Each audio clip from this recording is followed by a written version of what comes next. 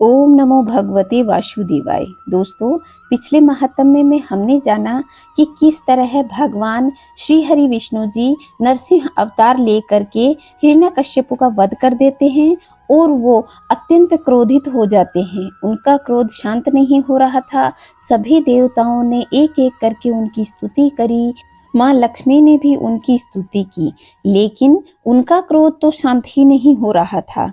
तब ब्रह्मा जी के कहने पर प्रहलाद ने उनकी स्तुति की, उनकी पूजा अर्चना की, उनसे क्षमा प्रार्थना मांगी और कहा, हे हरि विष्णु, आप ही इस चराचर जगत के रचयिता हैं, सृष्टा हैं, पालन करते हैं। आप मुझ पर प्रसन्न होइए।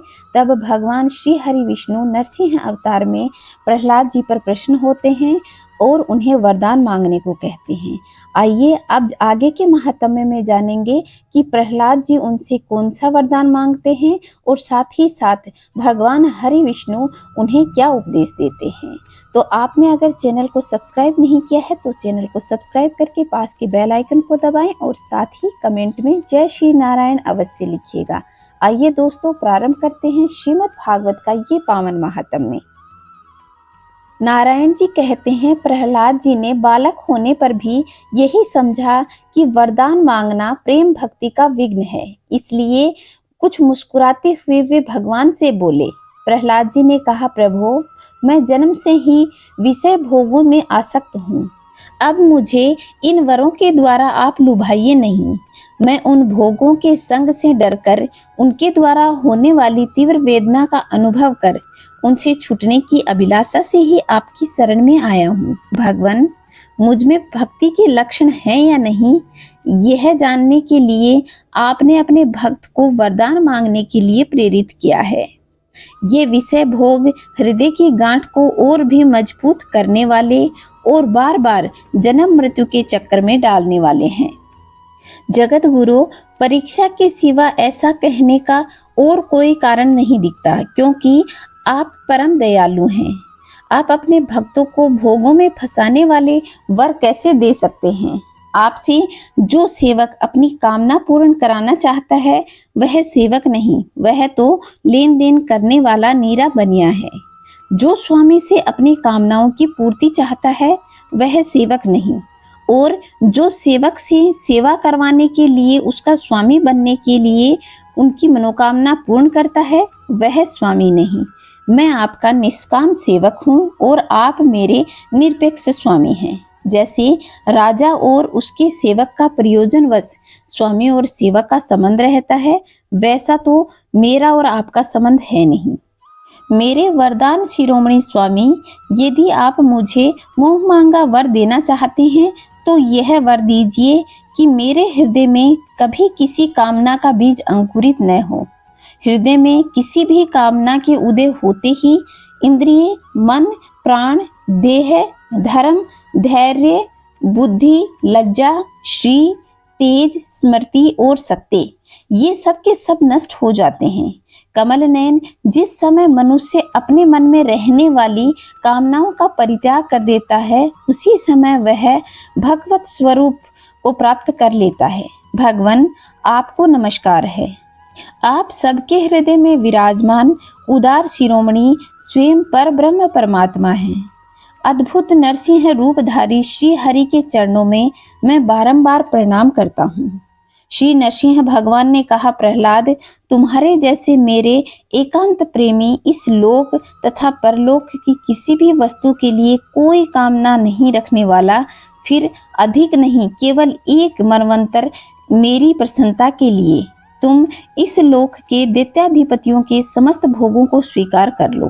समस्त प्राणियों के हृदय में यज्ञों के भोक्ता ईश्वर के रूप में मैं ही विराजमान हूँ। तुम अपने हृदय में मुझे देखते रहना और मेरी लीलाएं, कथाएं और जो तुम्हें अत्यंत प्रिय है उन्हें सुनाते रहना। समस्त कर्मों के द्वारा मेरी ही आराधना करना और इस प्रकार अपने प्रारब्ध कर्म का क्षय कर देना। भोगों के द्वारा पुण्य कर्मों के फल और निष्काम पुण्य कर्मों के द्वारा पाप का नाश करते हुए समय पर शरीर का त्याग करके समस्त बंधनों से मुक्त होकर तुम मेरे पास आ जाओगे। देवलोक में भी लोग तुम्हारा विशुद्ध कीर्ति का गान करेंगे। तुम्हारे द्वारा की हुई मेरी इस स्तुति को जो मनुष्य कीर्तन करेगा और साथ ही मेरा और तुम्हारा स्मरण भी करेगा, वह समय पर कर्मों के बंधन से मुक्त हो जाएगा। प्रहलाद जी ने कहा, महेश्वर, आप वर देने वाले स्वामी हैं, आपसे मैं एक वर और मांगता हूँ। मेरे पिता ने आपके ऐश्वर्य तेज को और सर्वशक्तिमान चराचर गुरु स्वयं आपको न जानकर आपकी बड़ी निंदा की है। इस विष्णु ने मेरे भाई को मार डाला। ऐसी मिथ्या दृष्टि रखने के कारण पिताजी क्रोध के वेग को सहन करने में असमर्थ हो गए। इससे उन्होंने आपका भक्त होने के कारण मुझसे भी द्रोह किया। दीनबंधु, यद्यपि आपकी दृष्टि पड़ते ही वे पवित्र हो चुके हैं, फिर भी मैं आपसे प्रार्थना करता हूँ कि उस जल्दी नाश न होने वाले दुस्तर दोष से मेरे पिता शुद्ध हो जाएं। श्री नरसिंह भगवान ने कहा, निष्पाप प्रहलाद, तुम्हारे पिता स्वयं पवित्र होकर तर गए हैं। इसकी तो बात ही क्या, यदि उनकी 21 पीढ़ियों के पितर होते तो भी सब के सब तर जाते, क्योंकि तुम्हारे जैसे कुल को पवित्र करने वाले पुत्र को प्राप्त करके सब धन्य हो जाते हैं। मेरे शांत, समदर्शी और सुख से सदाचार का पालन करने वाले प्रेमी भक्तजन जहाँ जहाँ निवास करते हैं, वे स्थान चाहे किकट ही क्यों न हो, पवित्र हो जाते हैं। दैत्यराज, मेरे भक्ति भाव से जिनकी कामनाएं नष्ट हो जाती हैं, वे सर्वत्र आत्मभाव को जानने वाले छोटे बड़े किसी भी प्राणी को किसी भी प्रकार का कष्ट नहीं पहुंचाते। संसार में जो लोग तुम्हारे अनुयायी होंगे, वे भी मेरे भक्त हो जाएंगे। तुम मेरे सभी भक्तों के आदर्श हो। यद्यपि मेरे अंगों का स्पर्श होने से तुम्हारे पिता पूर्ण रूप से पवित्र हो गए हैं, तथापि तुम उनकी अंत्येष्टि क्रिया करो। तुम्हारे जैसे संतान के कारण उन्हें उत्तम लोक की प्राप्ति होगी। वत्स, तुम अपने पिता के पद पर स्थित हो जाओ और वेदवादी मुनियों की आज्ञा के अनुसार मुझ में अपना मन लगा करके मेरी शरण में रहकर मेरी सेवा के लिए सारे कार्य करो। नारद जी कहते हैं, युधिष्ठिर, भगवान की आज्ञा के अनुसार प्रहलाद जी अपने पिता की अंत्येष्टि क्रिया की और इसके बाद श्रेष्ठ ब्राह्मणों ने उनका राज्याभिषेक किया। इसी समय देवता, ऋषि आदि के साथ ब्रह्मा जी ने नरसिंह भगवान को प्रसन्न वदन देखकर पवित्र वचनों के द्वारा उनकी स्तुति की और उनसे ये बात कही। ब्रह्मा जी ने कहा, देवताओं के आराध्य देव, आप सर्वांतयामी और जीवों को जीवन दान देने वाले हैं और मेरे भी पिता हैं। यह पापी दैत्य लोगों को बहुत सता रहा था। यह बड़े सौभाग्य की बात है कि आपने इसे मार डाला। मैंने इसे वरदान दे दिया था और मेरी सृष्टि का कोई भी प्राणी उसका वध न कर सके। इससे यह मतवाला हो गया था।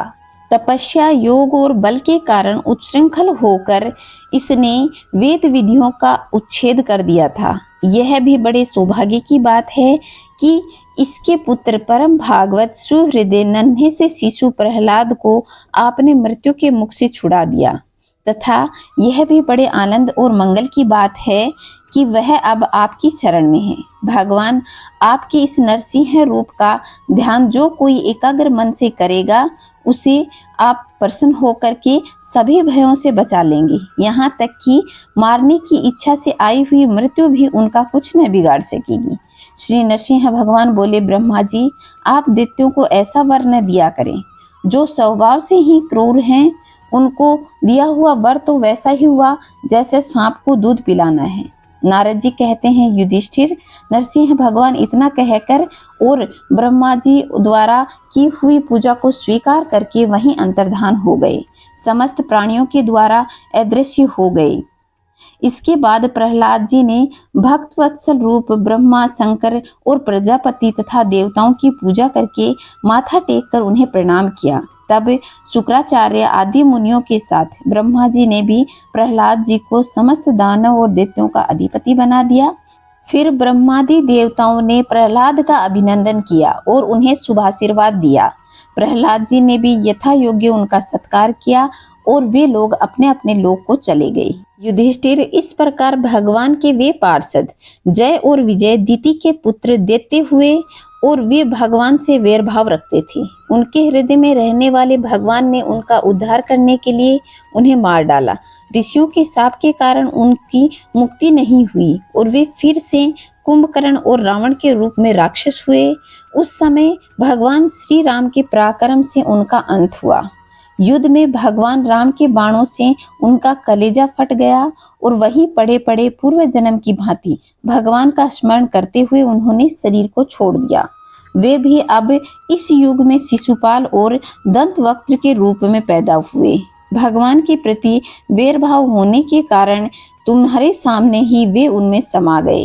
युधिष्ठिर, श्री कृष्ण की शत्रुता रखने वाले कभी राजा अंत समय में श्री कृष्ण के स्मरण से तद्रुप होकर अपने पूर्वकृत पापों से सदा के लिए मुक्त हो गए।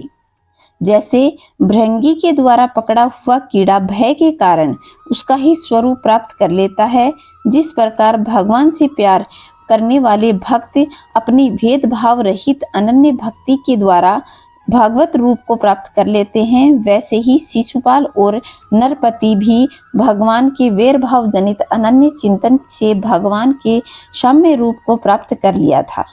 युधिष्ठिर, तुमने मुझसे पूछा था कि भगवान से द्वेष करने वाले शिशुपाल आदि को उनके सारूप्य की प्राप्ति कैसे हुई, उसका उत्तर मैंने तुम्हें दे दिया है।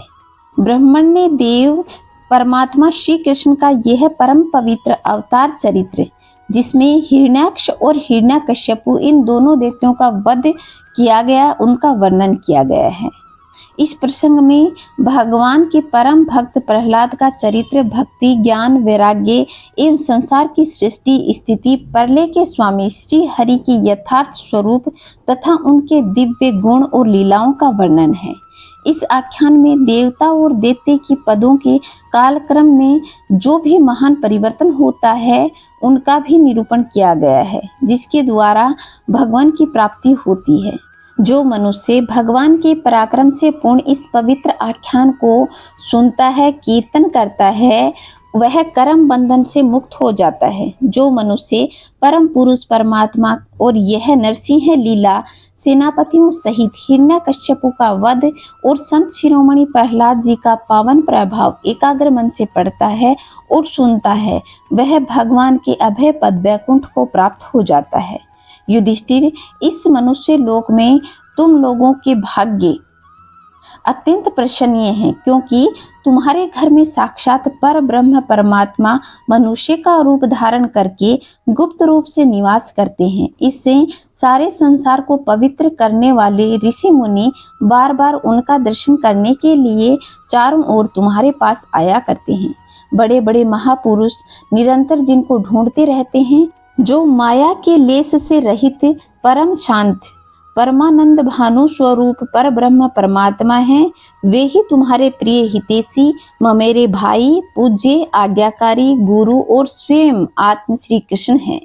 तो दोस्तों, यह था आज का पावन महात्म्य, जिसमें भगवान श्री हरि विष्णु जो नरसिंह रूप धारण करते हैं, उन्होंने प्रहलाद को वर दिया और उसके बाद उनका राज्याभिषेक करके उन्हें परम सिंहासन पर बैठाया और नारद जी ने युधिष्ठिर को भगवान का ये संपूर्ण महात्म्य सुनाया।